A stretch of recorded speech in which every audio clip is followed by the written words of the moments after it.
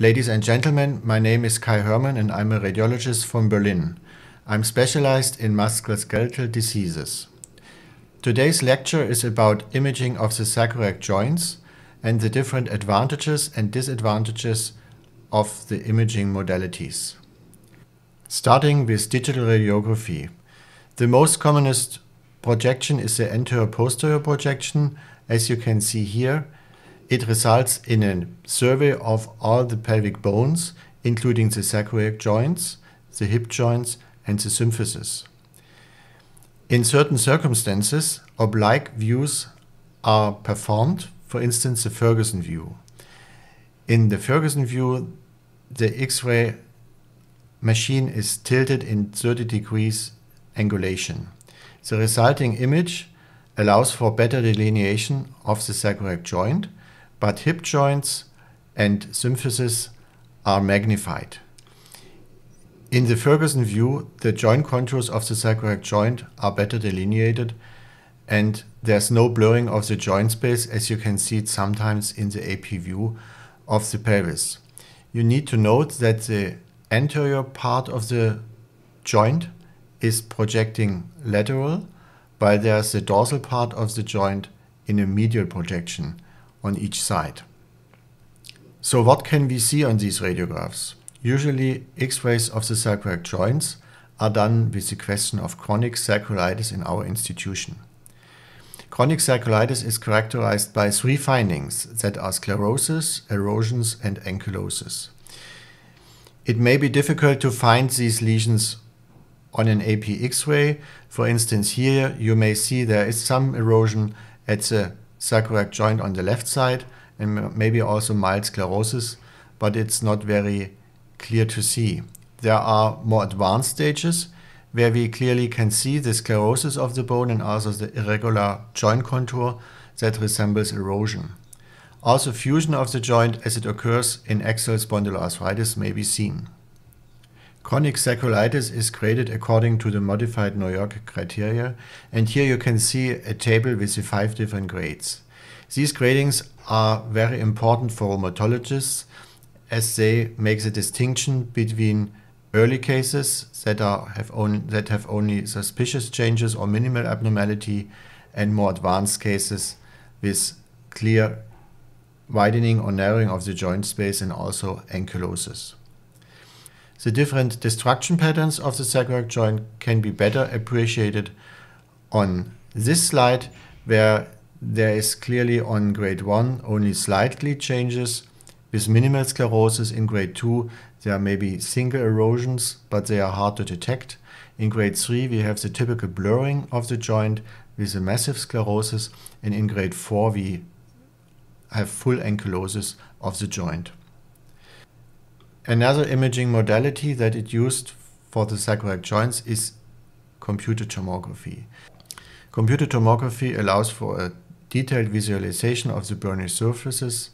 It can be done with reasonably low radiation exposure, applying newest detector technology and image quality enhancement with iterative reconstructions. It's a very fast imaging technique, so patients do not need to be in the machine for a very long time.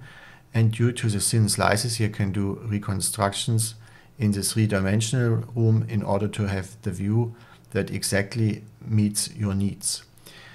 Newer devices are also able to perform dual energy CT, and this allows for depiction of lesions within the bone marrow, like bone marrow edema or other lesions. So in our institution, it's a problem-solving tool if MRI is inconclusive. Coming to MRI. Usually, MRI of the sacroiliac joint is an imaging procedure that is very frequently performed in our institution. A very straightforward imaging protocol consists of just 2 sequences, T1 weighted sequences and the STIR sequence. On the T1 weighted sequence, we are searching for structural damage, and on the STIR sequence, we are searching for the active inflammatory processes. There are different lesions that can be distinguished on the respective sequences. On the STIR sequence, we can find para-articular osteitis, which is also called bone marrow edema. capsulitis, synovitis, and enthesitis of the interosseous ligaments. In more advanced cases, we see structural damage, and these are 5 different lesions, namely erosions, sclerosis, bony bridges, fat lesions, and backfill. In this example with advanced sacroiliitis, you can see large erosions at the sacral side of the right sacroiliac joint, but there's also blurring of the iliac side of the right sacroiliac joint, which is also compatible with many small erosions. So this results in a widening of the joint space. After some time, we have metaplasia of the hematopoietic bone marrow, and it will transform into fat marrow, so it will be yellow marrow, and you can see it with on a high signal intensity on T1 weighted sequences. Sclerosis, on the other hand, are dark in all sequences. But how is MR imaging of the sacroiliac joints done? We need to remember that the sacral bone is located in an oblique fashion in the pelvic ring. That means that we need to adjust our slices according to the long axis of the sacral bone. Usually we take the second segment of the sacral bone as a reference. And we are capturing the entire joint from the anterior to the posterior part in approximately 14 to 18 slices.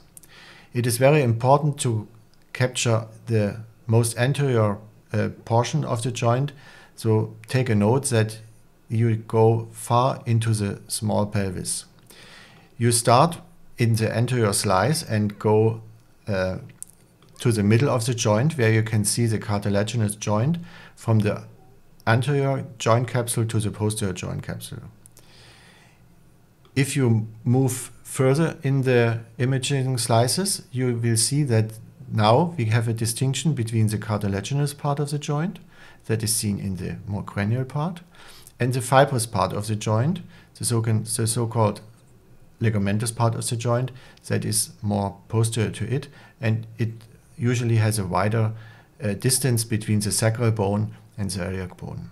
Please note the irregular interosseous ligaments connecting between the sacrum and the ilium. Best would be to have a next sequence perpendicular to the oblique coronal slice in an oblique axial fashion, and this oblique axial fashion allows very nicely to distinguish between changes in the anterior part of the joint and the posterior part of the joint. When doing this sequence, you automatically have an image of the pelvic ring, and you can nicely see the 2 sacroiliac joints and the symphysis in one image stack. Here's an example how we use this. This is a patient with ankylosing spondylitis. You can see that the sacroiliac joints are fused, and there's some enthesitis in the posterior aspect of the iliac bone, characterized by bone marrow edema. So, what else can be done? We strongly recommend to use 3-dimensional imaging in MRI imaging of the sacroiliac joints. Here's an example of chronic sacroiliitis. There's some sclerosis of bone on both sides. The right sacroiliac joint looks nice, and on the left sacroiliac joint we see irregular joint contour, so we have the suspicion of erosions. Comparing this with the T1 weighted MRI sequence, you can see that there's some irregular contour of the bone, so there might be small erosions, maybe 2 larger of them, maybe a third one here, but there are some areas where it's still not clear how many erosions are present. If you compare it with a 3-dimensional sequence, for instance the so-called wipe sequence, you can see that there are many more erosions present, and you have a very good contrast between the cartilage in the joint and the defects of the bony contours. And this image nicely compares with CT, which shows that there's gross destruction of the joint space in the iliac bone and also a little bit in the sacral bone. The 3-dimensional imaging allows for very thin slices. So as you can see here in this patient with ankylosing spondylitis, that there are many erosions present in this patient. So you see it in a smaller speed, that there is a lot of destruction of the bone, and you see very small erosions at both joints.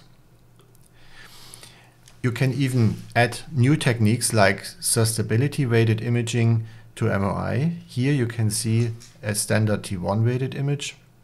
And this is a new type of imaging where you can simulate CT images based on MRI scans. So this is the CT patient of this very patient, and you can see that this SWI sequence shows erosions in a similar way as it is possible by CT. This is called susceptibility weighted imaging, and it's a neat new technique that was studied in our group, and we will soon publish about this technique. SPECT-CT is another imaging technique that can be used to image the sacroiliac joints. It allows for combined acquisition of both structural and functional data, and you have the possibility to search for erosions in the CT scan, and at the same time can also see the functional data of the bone in the SPECT part of this hybrid imaging modality. And it's much more sensitive compared to conventional bone scintigraphy, as you can see here. So let's speak a bit about mechanical sacroiliac joint disease. Most of the time we are focusing on sacroiliitis as part of axial spondyloarthritis, and sometimes we are forgetting about mechanical disease at the sacroiliac joints. The most known mechanical disease is osteitis condensans. Osteitis condensans is a disease that is prevalent in about 1 to 3% of the population. There are more women than men affected, and usually it's caused by microtrauma of the capsules of the sacroiliac joint. This leads to loosening of the pelvic ring due to shear forces at the sacroiliac joint.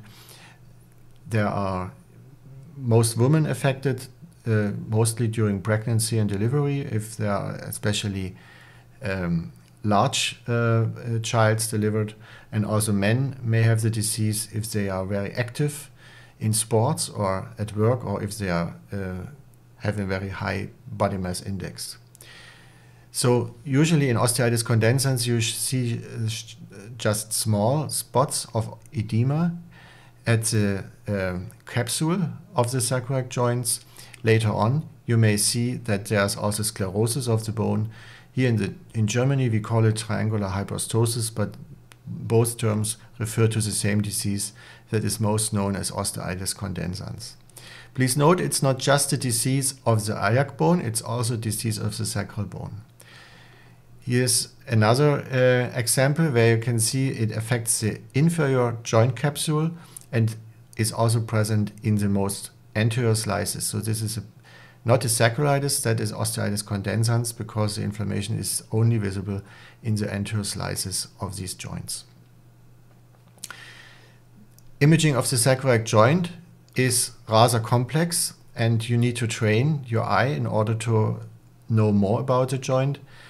Together with my team, we have developed an app to teach different musculoskeletal diseases with an app that is available for iPhone, iPad or Mac. And we have also cases illustrating the different imaging possibilities at the sacroiliac joint. So if you want to have a look, take a visit at berlincaseviewer.com. So coming to anatomical variants that may be present, and this is also a very big issue.